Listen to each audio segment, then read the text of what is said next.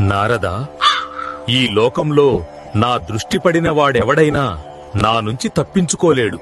అది రాజైనా, రాక్షసుడైనా, దేవుడైనా, ఎవరైనా సరే నా శక్తి ముందు అందరూ సమానమే. శనిదేవా, నీ బలం గురించి నువ్వు గర్వపడుతున్నావు కాని హనుమంతుడిని జయించిన రోజే నీ శక్తిని నేను ఒప్పుకుంటా. హనుమంతుడా, అతడు ఎంతటి వాడైనా నా ప్రభావం ముందు నిలబడలేడు. కిష్కింధలో తపస్సు చేస్తున్న హనుమంతుడి దగ్గరకు శనిదేవుడు వచ్చాడు. వానర వీరా, నాతో పోరాడి గెలువు. అప్పుడే నీ బలం నాకు తెలుసుతుంది. పోరు నాకు అవసరం లేదు శనిదేవా.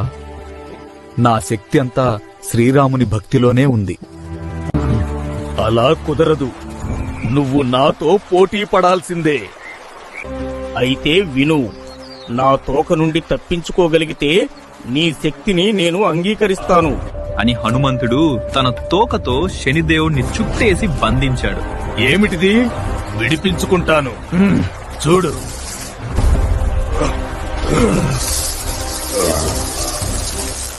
ఆపు హనుమంతా, నాకు ఊపిరాడడం లేదు. ఇదే గర్వానికి ఫలితం శనిదేవా. బలమున్నవాడికి వినయం ఉండాలి.